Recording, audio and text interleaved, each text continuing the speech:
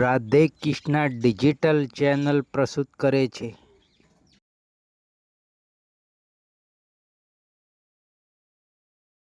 સમય બહુ આવ્યો સારો. હું તો ખાસ બધી જગ્યાએ કહું છું કે સમાજ થોડો થાય ને એટલે જે હાલમાં વર્તમાન કાળની અંદર બધું ચાલી રહ્યું છે બહુ સારું ચાલે છે. તમે અમે સપોર્ટ આલજો. જગતના ચોકની અંદર બધી સમાજો સાહેબ સુખી છે, બધી પ્રગતિના નિશાનો પર છે, પણ આધ્યાત્મિક સિદ્ધાંત કદાચ ન ઉતરે બાપુ, પણ સમાજના નિયમ પ્રમાણે જે બંધારણ તમે કર્યું છે એ બંધારણને બધા સપોર્ટ આપજો સાહેબ. આ તો ઘણામાં હમણાં જોયું મોબાઈલમાં કે અમે 12 લાખનું જમીન વેચી અને 12 લાખનું ડીજે લાયા. એટલે પણ હું એને કહું છું તું 12 લાખનું ડીજે લાવી અને તારી આબરૂ ગામના ગોદરે નચાડી તો તારા 12 લાખ રૂપિયા ભરીને તે તારા દીકરાને ડોક્ટરનું સાયન્સનું ભણાયું હોત તો, વકીલ બનાવ્યો હોત તો તારે જીવનની કમાણી ના થોત. અને યાદ રાખજો સાહેબ, સમાજનું બંધન સદારામ બાપાના ઓગણે થયું છે. સદારામ બાપુ આપણો ઠાકોર સમાજનો ભગવાન કહેવાય. માટે તમે નિયમ ન તોડતા, તમારાથી થાય કરજો ને કે હળી ન કરતા. એમ મહાપુરુષોનો આશીર્વાદ કઈ જગ્યાએથી આવે અને શ્રાપે કઈ જગ્યાએથી આવે ને એ કલ્પના ન આવે. આપણી ભારતની દીકરીઓ સાહેબ આગળ આવી છે. આજે આ એક ભગવાન માતાજીઓ બધા દીકરીઓ આગળ આવે ને ત્યારે ભજન થાય છે સાહેબ. મહાશક્તિ સ્વરૂપ છે. અને જયારે કોઈ પણ રાજકીય ક્ષેત્રે હોય, આધ્યાત્મિક ક્ષેત્રે હોય કે સમાજ ક્ષેત્રે હોય તો એ દીકરીઓને મદદ કરજો. અને એક વિશ્વાસ રાખજો, આ તો કે અમારા ઓમાંથી પૂરું નહીં થતું, તમે મહિને 10,000 રૂપિયા આલો.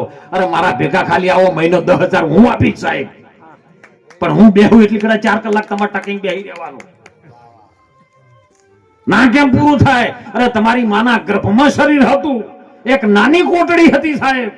ભક્ત પ્રહલાદ ને હરિણા કંસે જ્યારે કોટડીમાં પૂર્યો ને 7 દિવસ જેને અનાજ નતું આપ્યું, અને 8મા દિવસે જ્યારે કોઠડીમાં ખોલવામાં આવ્યો ને એના સિપાહીઓ આવીને ઉભા છે ત્યારે ભક્ત પ્રહલાદ 8 વર્ષનો બાળક સાહેબ આમ હસી રહ્યો છે, આનંદમાં છે. ત્યારે હરિણાકંશ એનો બાપ એના દીકરાનું હામું પૂછીને જોવે છે કે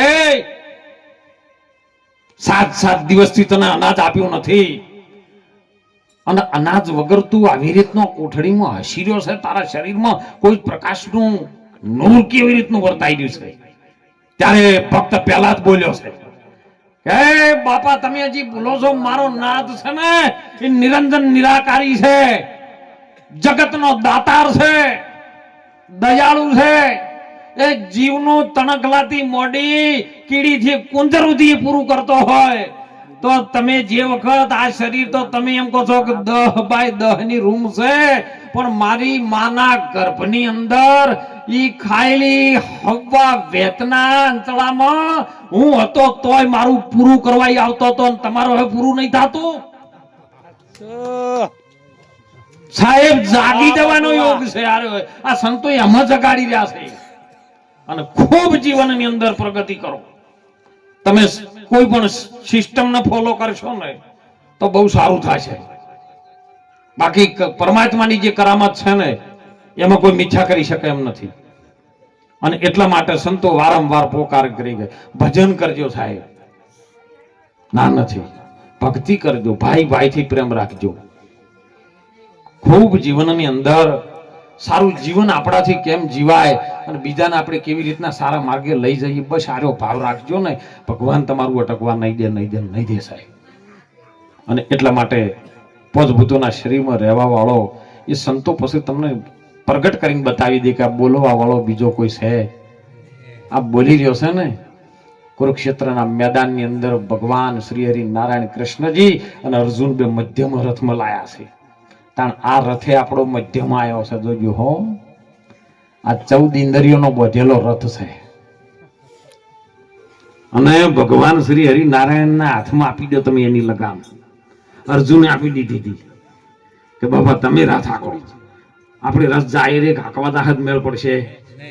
અને મધ્યમ રથ ને આવ્યો કુરુક્ષેત્રના એ રણ મેદાનમાં જુઓ મધ્યમાં રથ ને લાવે.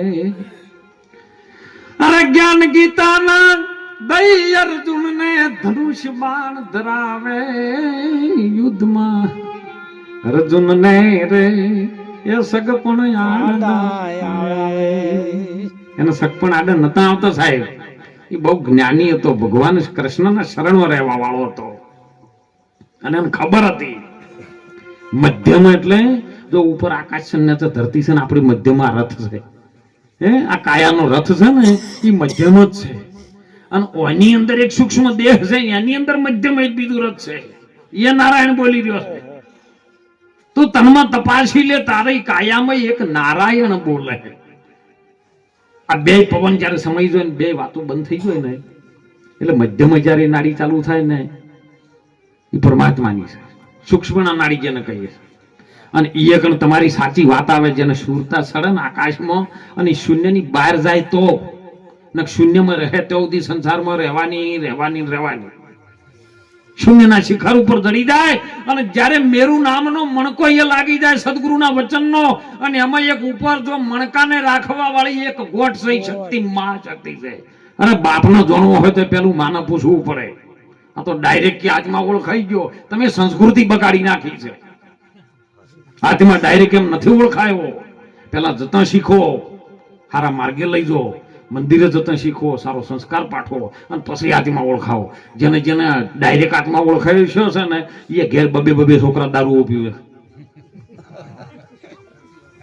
ભગવાનનું ભજન કરજો સાહેબ, પરમાત્મા જોડે પ્રેમ રાખજો.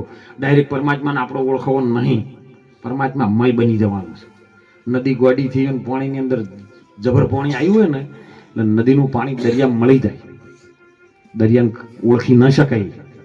આવું મહાપુરુષો સંતો સ્વરૂપ કે છે. તમારા સ્વરૂપમાં જયારે ભળી જો ને એટલે તમે વાણીમાં આવે એવું છે જ નહીં. વાણીમાં આવે વણસી જાય નિર્વાણી પદ છે. સાચું નામ રૂપ ને ગુણથી ન્યારું એ જાહેર પદનું સાચું. ભજનમાં સુંદર વાત કરી. ગણપતિ સાહેબ જમણી સૂંઢ વાળો બેઠો હતા. મને આનંદ થયો કે મારા સદગુરુએ પાયો મને આ ઘાટમાં હો. પ્યાલો પછી બીજો કોણ પીવે? સતકેરી કુંડી અને શબ્દ ના તાગ. સતની કુંડી, બીજી કોઈ કુંડી નહીં. અને મેં શબ્દની લીલા કર મેં કૂંટ્યું ને ઈ મારો ગુરુ ઘૂંટણ વાળો, બીજો કોઈ નહીં. શ્રવણેથી રેડ્યો. જો બધું છે ને મુખેથી પીવાય અને સદગુરુનો પિયાલો છે ને શ્રવણથી પીવાય સાહેબ. શ્રવણેથી રેડ્યો મારા રુદિયામાં ઠેરણો અને મારી પછી રોમે રોમે થયો રણકાર પ્યાલો બીજો. આવી મહાપુરુષોની વાત આ ઘાટમાં જો પીવાઈ જવાય ને ભૂલે ચૂકે તો ગંગા સતીએ પ્રમાણ આલ્યું. સત્સંગ રસ તો યગમય પાર છે અને કોઈ પીવે પીવણહાર અને ભૂલે ચૂકે જો પીવી જાય ને તો ધડ માથે પછી પાનભાઈ શીશ ન રહે. આ ખેલ છે ખોડાની ધાર છે. હો ભક્તિ કોઈ એમ ના સમજક તરત મળી ગઈ તરત આવી ગઈ. ભક્તિ શુરવીર નું કોણ છે? લલ્લુ પંજુ ભક્તિ ના કરી શકે સાહેબ. એ તો શેઠતા બેઠા હોય. જેમ અત્યારે આપણે ઘઉં કે બાજરી કે એરંડામાં રોજડા ના આવે લાલજી ભગત એટલે આપણે ઝાટકા મશીન ગોઠવા છે. કેમ ખબર છે? આપણો પાક ના બગડે તે માટે કે મોઈ ચોક રોજડું આવી ગયું અને ભૂંડ આવી ગયા તો આપણો બધો પાક બગાડ છે. એમ આપણા શરીરમાં જે ઝાટકા મશીન ગુરુ મહારાજનું વચન છે સાહેબ, એ વચન ચારે બાજુ તમારી રક્ષા કરી રહ્યો છે. અને એ જો થઈ જાય ને તો મોયમાં ભૂંડ ક્ષેત્ર પેલું આ ક્ષેત્રની વાત, આ શરીર રૂપી ક્ષેત્ર હો, એ ખેતરમાં ખબર રાખજો રે નહીતર પાછળથી પહોંચતા છો. એ ખેતર છે ભાઈ ખાર મળ્યું તમે ખેડ વિના શું ખાશો? વાયદો આવશે એ પરમાત્માની વિખોટીનો ત્યારે વેરો ચોથી પતાવશો. ખેતરમાં ખબર રાખજો રે નહીતર પાછળથી પહોંચતા છો. પાછળ પસ્તાવે એવું ન કરતા સાહેબ. વિશેષ મારી બેન દીકરીઓને કહું છું, મારા યુવા ધનને કહું છું સાહેબ, તમારો દીકરો છું એટલે કહું છું કે અત્યારે ટેકનોલોજીના યુગની અંદર મોબાઈલ બહુ ટચમાં હેડ્યું છે. વેવાઈ આવી ગયા હોય ને તો એક બાજુ મોબાઈલ લઈ બેસી જાય, પેલો મોબાઈલ લઈ બાજુ બેસી જાય. કોણ આવ્યું છે એ ખબર નહીં. આ તો હજી ગામડામાં તો સારું છે. મને 3 દાડા સિટી રહીને આવ્યો સુરત. મોબાઈલમાં જોતા જોતા હોય ને બીજાને ઘેર જતા હોય. પેલી બાજુ મારે ખબર ન પડે કે આ ચોથી આયા. આવું બને છે સિટીમાં. મોબાઈલ કોઈ જેવું તેવું નહીં. આ મોબાઈલ પેલો નરસિંહ મહેતા પાસે હતો, પણ એને ઉપયોગ કર્યો કેવો સાહેબ, અત્યાર સુધી એની નોમ ના ડંકા. કેદારો વગાડે, મિસકોલ મારે ને એટલે મારા નાથને દોડી દોડીને કામ કરવા માટે આવવું પડે. અરે દૂરદર્શનની ટીવી પેલી કુરુક્ષેત્રના મેદાનમાં જયારે હસ્તિનાપુરમાં સંજય પાસે હતી, બેઠો બેઠો પેલા ધૃતરાષ્ટ્રને કહેતો હતો કે ઓમ થાય છે યુદ્ધમાં. દૂરદર્શનની ટીવી તમે શું કહો છો કે આજ કોઈ જેવી તેવી ભારતની સંસ્કૃતિ તમે શું માનો છો સાહેબ? બીજા દેશો તો બધા પસંદ છે, પણ ભારત છે ને આપણને અવતાર મળ્યો ભારતની ભૂમિ માથે, એ જ આપણા માટે તો પુણ્યશાળી છે સાહેબ. એટલે મારી દીકરીઓને કહું છું કે મોબાઈલનો સારો ઉપયોગ કરજો. ખૂબ ટેકનોલોજીના યુગની અંદર તમને જો એમાં વાપરતે આવડે ને તો તમે ધંધો રોજગારી બધું એમની અંદરથી મેળવી શકો. પણ એ મોબાઈલનો ખોટો ઉપયોગ થાય, મોબાઈલના વ્યવસાયમાં તમે જતા રહો ને એવી કોઈ મોબાઈલમાં એવું થઈ જાય, અને જ્યારે એ મોબાઈલના માધ્યમથી દરેક દીકરીઓને કહું છું, દીકરાઓને પણ કહું છું કે એ મોબાઈલના માધ્યમથી તમારી અંદર એવું ભૂત સવાર થઈ જાય, અને જ્યારે પોલીસ સ્ટેશનમાં તમારા બાપાને આવવું પડે, પાકડી કોકના પગમ મૂકવી પડે, આવું ન કરતા સાહેબ. હાલે નહીતર સંસ્કાર વગર સાહેબ બધું બગડતું જાય છે.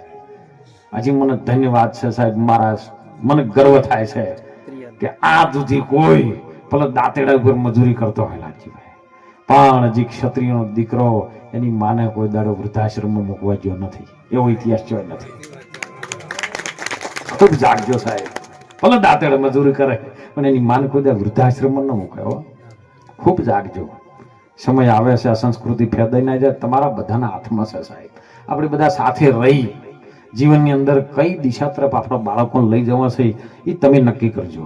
શિક્ષણ ખૂબ પ્રાપ્ત કરજો, શિક્ષણથી ખૂબ પ્રગતિ થશે. અને શિક્ષણની સાથે સાથે આમાં સંતો જોડે અવારનવાર લઈ જજો. સંતોની જોડે સંસ્કાર છે, અને સંસ્કારનું બીજ છે ને તો પેલું બધું તો ગહેડે ગહેડે નાખશે. પણ જો ભૂલી ચૂકે સંસ્કાર નહીં હોય, બધું કમાઈ ગયેલા હશે ને, પણ એક એવું મોય પાછું નહીં. હોમણ જારમાં જો એક અગાજીઓ આવી ગયો, આખી જારની પથારી ફેરવી નાખશે. માટે સંસ્કાર ખૂબ રાખજો. તમે પ્રેમથી હળી મળી અને ગુરુ મહારાજનું ભજન કરજો. દેવી દેવતાના મંદિરે તમે જજો સાહેબ.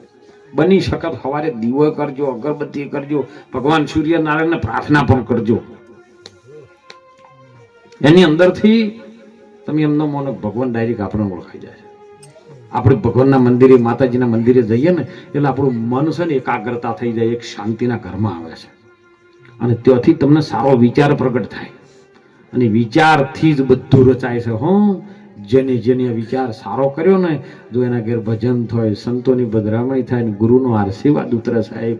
એટલે બીજો વિશેષ ન કહેતા, આપના જે સદારામ બાપાના નામથી આ દુનિયાની અંદર, આ સમાજની અંદર જે ઘડતર બન્યું છે એને ખૂબ તમે બધા સાચવી અને બધાના જોડે રહેજો. જો એમાં એમ કહેતા હતા કે ભાઈ ભાજપ વાળાનું વાટ ના આલું